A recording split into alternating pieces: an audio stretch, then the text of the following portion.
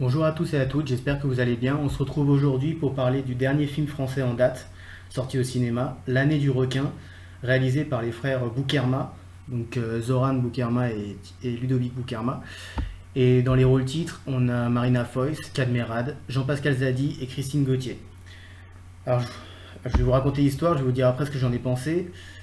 Alors, le synopsis: à la pointe du Cap Ferret, dans le sud-ouest de la France, un surfeur disparaît. Très vite, il est découvert qu'un requin géant menace ses habitants et les vacanciers de la côte. Maja est une gendarme maritime, bientôt en retraite anticipée. Je sais pas si pour l'instant ça vous dit quelque chose, moi ça me parle. Mais Maja veut une dernière mission et va tout faire pour arrêter l'animal. Elle va pouvoir compter sur l'aide de deux jeunes collègues, Eugénie et Blaise. Alors, je vous dis tout de suite d'emblée, j'ai détesté le film. Je suis même très en colère contre le film.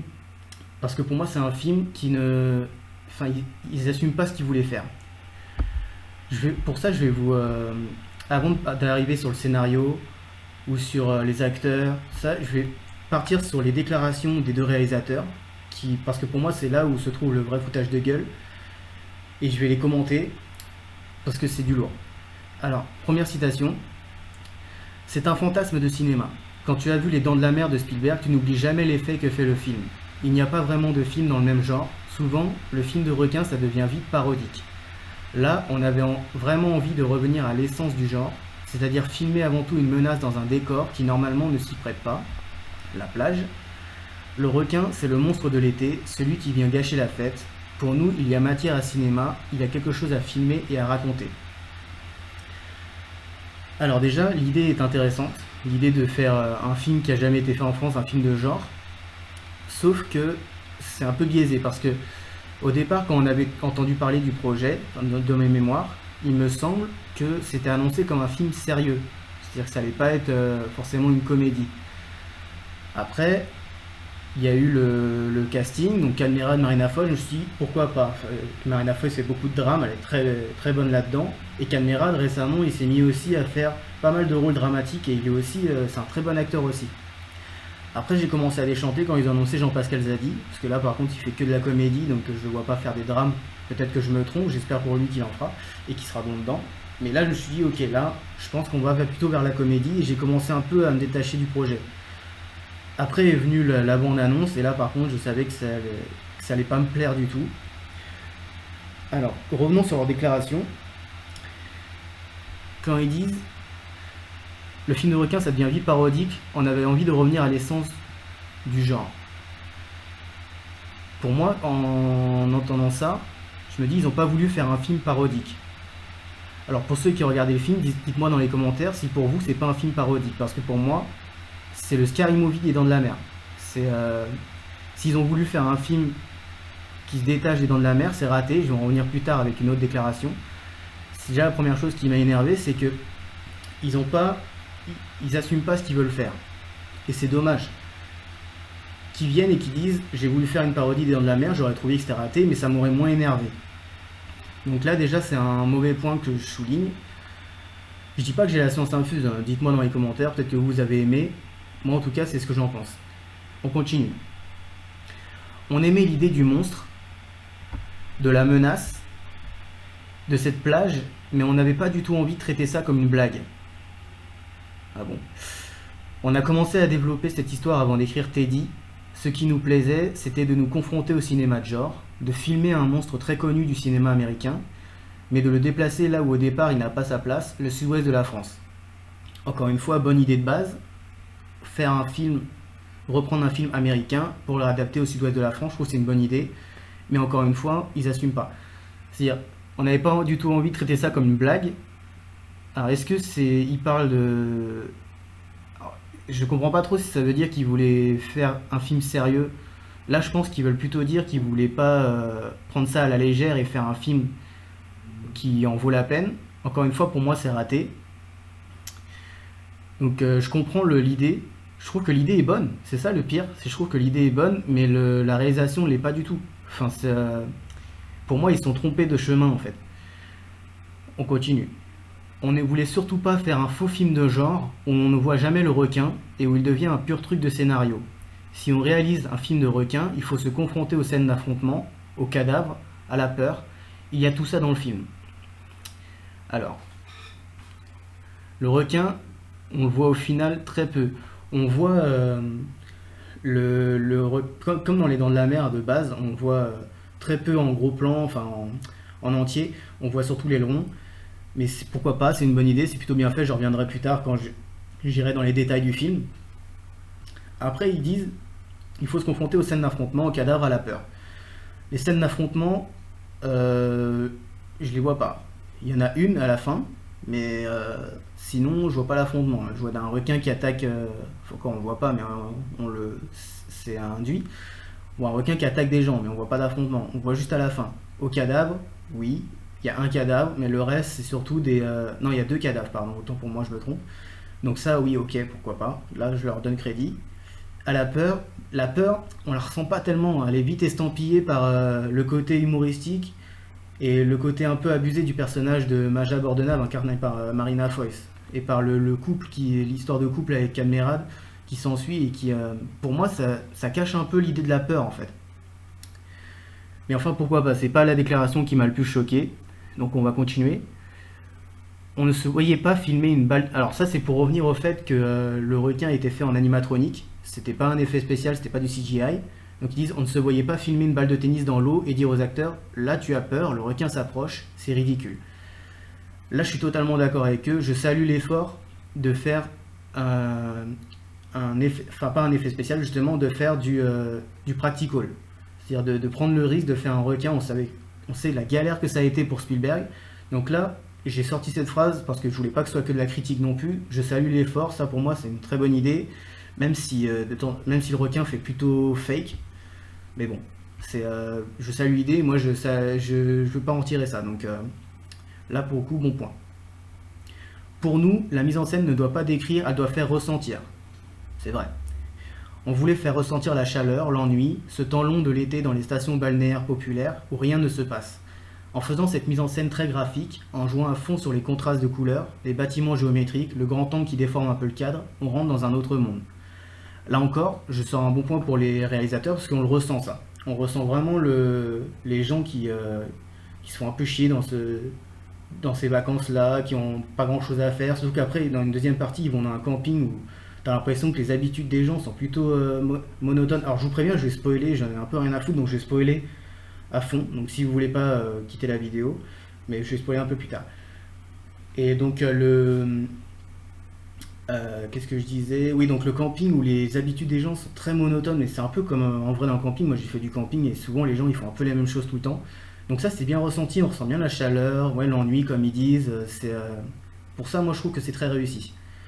Et là on en vient à la déclaration qui m'a vraiment choqué, qui m'a énervé au plus haut point. On s'est beaucoup demandé comment jouer avec la référence. Donc la référence aux Dents de la Mer de Steven Spielberg. Est-ce qu'il fallait jouer avec la musique? Dieu merci, ils l'ont pas fait. Avec les noms des personnages. Et on a choisi de reprendre une scène sur la plage et de la traiter à notre manière. Ça nous amusait aussi de marquer la différence, l'Amérique des années 70 contre le sud-ouest de la France d'aujourd'hui. On assume la référence pour mieux s'en détacher. Alors, déjà le bon point c'est faire la différence, l'Amérique des années 70 contre le sud-ouest de la France d'aujourd'hui. Ça je trouve que c'est une bonne idée et ça valait le coup de le faire. Et je trouve que c'est plutôt intéressant de reprendre un film d'avant à la sauce d'aujourd'hui avec les gadgets d'aujourd'hui. Ça c'est plutôt une bonne idée. Maintenant, encore une fois, ce qui m'embête, c'est qu'ils n'assument pas leur projet. Ils nous disent qu'ils ont repris une scène sur la plage et qu'ils ont assumé la référence pour mieux s'en détacher. Sauf que c'est totalement faux en fait. Ils n'ont pas repris une scène, celle de la plage. Ils ont repris la scène de la plage, beaucoup moins bien filmée, mais n'est pas Spielberg qui veut. On ressent pas la tension du film de base. Ils ont repris la scène où les habitants de la ville se font une réunion avec le maire, avec la gendarmerie, tout ça. Donc ça c'est repris aussi des Dents de la Mer, je suis désolé. Il y a une scène où Jean-Pascal Zadi, sur le bateau, il se sangle à un fauteuil pour pêcher le requin. Bah je suis désolé, ça reprend aussi Robert Shaw qui se sangle sur le fauteuil aussi dans les Dents de la Mer pour attraper le requin. Ils ont repris le cadavre dans l'eau, donc là c'est du spoil, hein, je vous préviens, donc arrêtez dès maintenant. Il y a le cadavre dans l'eau, donc c'est le cadavre de son collègue Jean-Pascal Zadi. Il ressemble énormément, pour moi, hein, il ressemble, enfin sous l'eau je veux dire, il ressemble énormément au cadavre dans Les Dents de la Mer justement, où Robert Dreyfus, je crois que c'était Robert Dreyfus, il va en plongée, il tombe sur un cadavre. La scène où Marina Foïs ça descend dans une cage à requins, ça reprend la scène où Robert Dreyfus descend dans une cage à requins. Enfin tout ça pour moi c'est le Scary Movie des Dents de la Mer. C'est-à-dire ils veulent nous faire croire qu'ils ont juste fait une petite référence aux Dents de la Mer. Non, ils ont refait les Dents de la Mer en raté et en comédie. Et sauf qu'ils n'ont pas non plus le talent des frères Wayans. Et moi, ça m'emmerde, ça m'énerve au plus haut point, quoi. Parce que le projet est tellement pas assumé. Et j'en oublie, hein, il y a d'autres références. Ils reprennent même la phrase il va nous falloir un plus gros bateau. Donc, non, ça se limite pas à la scène de la plage, la référence. Votre film entier est une référence au Dans de la Mer, pas un plagiat, parce qu'ils ont fait leur histoire un peu bidon autour. Mais on n'en est pas loin, quoi. C'est quasiment le même film en comique pas drôle, en fait. Donc voilà, là j'en ai terminé avec leurs déclarations qui m'ont énervé. Maintenant, on va passer aux aspects plus techniques. Donc le scénario écrit par les frères Boukerma, encore une fois, non. Pour moi, il est écrit par Peter Benchley et Carl Gottlieb, hein, les scénaristes des Dents de la Mer. On va pas se mentir, ils ont rajouté leur petit truc du couple, machin. Parce que le seul truc qui diffère des Dents de la Mer, c'est l'idée du couple qui se... Comment dire? Du couple qui s'entend plus. Même si au final, Cadmerade, le rôle du mari de Marina Foïs, lui, il reste très attaché à sa femme et tout ça. Mais on sent que le couple, il est un peu en déliquescence parce qu'elle, elle a qu'une obsession, c'est le requin, quoi. Alors que dans Les Dents de la Mer, si je m'en souviens bien, le couple, il reste quand même assez uni. Mais voilà, sinon c'est le même scénario, quoi. C'est la même chose. Encore une fois, je suis désolé, j'ai un truc... je suis peut-être trop méchant, dites-le moi, hein, mais voilà, c'est l'idée que je m'en fais en sortant du film et ça m'énerve. La réalisation. Là, pour le coup, c'est un peu le point fort du film, pour moi. C'est-à-dire que les frères Boukerma, j'ai vu aucun de leurs films. J'ai pas vu, je crois que c'était Willy Premier, j'ai pas vu Teddy non plus. Mais là, pour le coup, il y a des idées intéressantes. C'est-à-dire, ils reprennent des plans, peut-être dans de la mer aussi, hein, mais sous l'eau, où la caméra est sous l'eau, un peu dans le point de vue du requin. C'est plutôt réussi. C'est intéressant à voir, c'est assez réussi, ouais. Après, dans l'ambiance, c'est plutôt pas mal. C'est plutôt pas mal. Non, c'est bien réalisé. On va pas se mentir, il n'y a pas de fausses notes.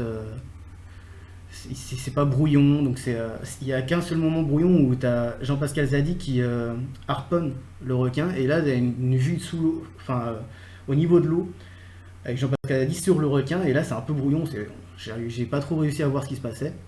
Enfin bref, sinon dans l'ensemble, la réal est plutôt intéressante là-dessus. Les acteurs, pour moi c'est horrible, tous les acteurs sont mauvais, ça me fait mal parce que j'adore Cadmerade, j'adore Marina Foïs. Même si Marina Foïs a beaucoup de... Même Cadmerade, hein, ils ont beaucoup de projets, on ne sait pas trop pourquoi ils les choisissent, mais... Enfin, c'est leur truc. Moi, j'ai pas forcément aimé tous leurs films, mais c'est moi, encore une fois. Donc ça m'énerve encore plus de les voir dans ce genre de film qui, pour moi, est raté. On a une voix off dans le film qui est horrible. Ils ont pris le pire acteur du film pour faire la voix off. C'est-à-dire que le mec, il raconte ça. Je vous promets, il raconte ça comme ça. Il fait La Pointe. Il ne se passe jamais rien. Les gens ont plus l'habitude de poser le recul sur le sable et regarder les vagues. C'est pas possible, quoi. Il m'a fait chier tout le film. Je me suis ennuyé à l'entendre. Il y a quand même des moments... alors, je vais passer sur Jean-Pascal Zadi et... Je sais plus son nom à la jeune actrice. À Christine Gauthier, qui... voilà, sont pas choquants, mais c'est pas ouf.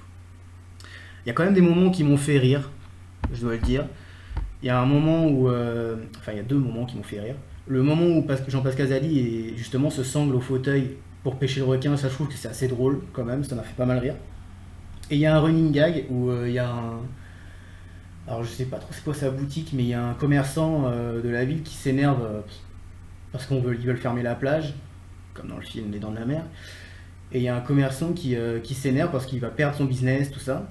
Et il y a donc son acolyte, je sais pas si ils sont de la même famille ou s'ils sont partenaires de business, je sais plus. Mais son acolyte, qui est le pire acteur du film selon moi, qui fait la voix off, qui à chaque fois, le mec se lève pour dire non, c'est pas possible, fermez les plages, ça va à l'encontre de mon business, j'ai plus qu'à arrêter ma. J'ai plus qu'à faire la manche, tout ça. Et à chaque fois qu'il se lève, t'as l'autre qui lui fait rassis-toi, tu vas faire encore un malaise, rassis-toi. Et ça, je trouve que le running gag est plutôt réussi et ça m'a fait pas mal rire à chaque fois. Ouais, je vais m'arrêter là parce que rien que d'en parler, ça me saoule. Donc, je veux pas vous empêcher d'aller le voir, hein, vous faites bien ce que vous voulez. Et puis moi je considère plutôt qu'il faut aller voir les films pour aider l'industrie et pour au moins s'en faire sa propre idée. Hein. Faut pas prendre les idées des critiques YouTube pour acquis. Vous pouvez aimer un film qu'ils n'ont pas aimé.